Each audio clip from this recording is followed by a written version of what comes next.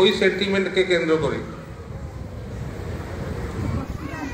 এই সেন্টিমেন্ট থাকাটা, এই ভালোবাসার যে কেন্দ্র, আমরা পরস্পরের সাথে সেই ভালোবাসার কেন্দ্রের মাধ্যমে যুক্ত।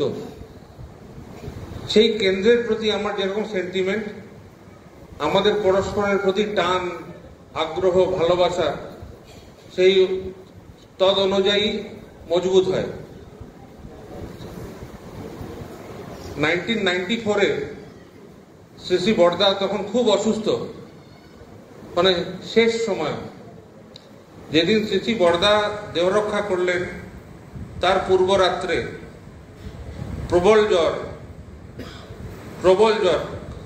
তো বিনায়কদা, স্বপনদা সবাই তো চিকিৎসা, যারা সেবক তারা তো আছেনই, তারা চেষ্টা করছেন। শ্রী বড়দার সেবক যারা, তারা নিত্য নিরত, পরিবারের যারা আছেন তারাও খুব মানে উৎকণ্ঠায় রাত্রি যাপন করছেন। এরকম প্রবল জ্বর।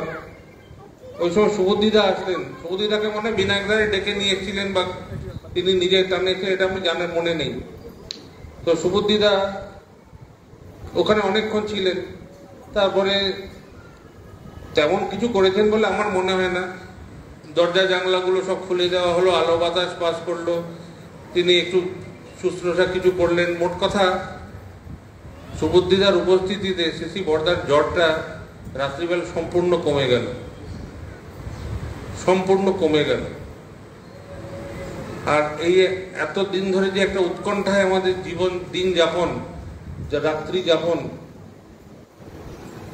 এই যে তিনি যে এরকম আমাদের এই অন্তরকে একটা মানে পরম শান্তি, যেন পরম শান্তির প্রলেপ দিলেন এত লোককে। তারপরে পরমারাধ্য বাবা, তিনিও রাত্রিবেলা, তিনিও তখন খুব অসুস্থ, টাইফয়েড হয়েছিল। বললেন চল সবাই কফি খা। তো রাত্রিবেলা কফি খাওয়া হলো।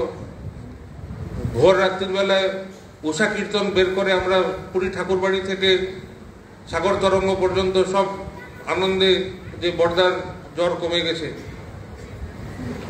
এই যে আমাদের জীবনে আমরা যারা উপস্থিত ছিলাম, তাদের যে এই অনুভূতি, এই জন্য সুবুদ্ধিদার মানে আমাদের অন্তরে একদম দৃঢ়ভাবে একদম জায়গা করে নিয়েছেন। এই সেন্টিমেন্টটা মানুষের জরুরি।